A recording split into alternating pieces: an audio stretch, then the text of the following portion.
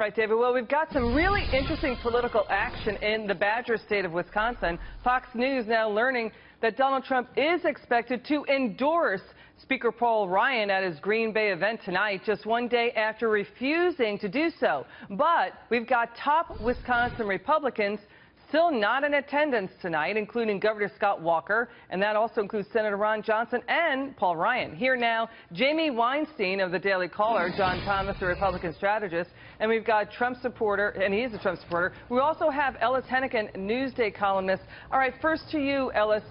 Here's the thing. The three top Republicans in the state are skipping this Donald Trump event tonight.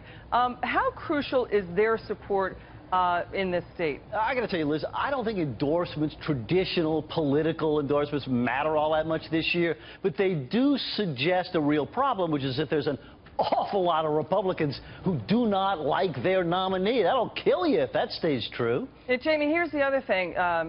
Let's take it to you, Jamie. On the flip side, this is an outsider election, right? So does it matter that establishment politicians are not backing Trump?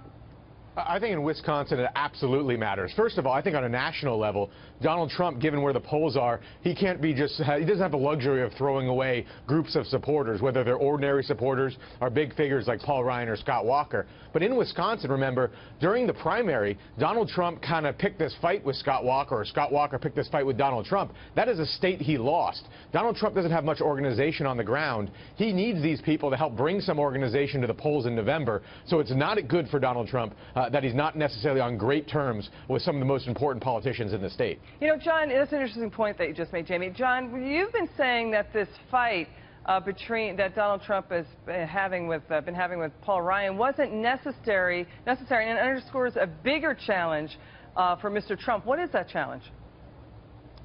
Yeah, the bigger challenge here is not whether or not another establishment figure is going to stand behind Donald Trump or whether he endorses them. The bigger challenge is message discipline, right? That's the problem that Donald Trump's had. We saw coming off the Republican convention, the Republicans, Donald Trump received a big bounce. And that's because when we stay on message, when we talk about jobs in the economy and national security and where we've been over the last 8 years and Hillary Clinton's record of failure, voters reward that messaging. But when we get stuck on talking about the cons and picking inter-party fights, it just distracts, and Hillary Clinton gets an edge. If Trump doesn't get back on message and stay there, he'll lose. Ellis, to John's point, you know, Wisconsin hasn't gone Republican, I think, since 1984. So what does Mr. Trump have to do? Is it staying on message, or does he have to do anything more? You know, the bar may be a little higher than that. I mean, any monkey could stay on message, right? He's got to convince people that he's got the temperament and the character and the calmness, frankly, to be the president. And there are a lot of people, awful lot of people who would be inclined to support a Republican this time, who look at him and say, no, he doesn't have it. Interesting. Thank you, Ellis, John, and Jamie. David.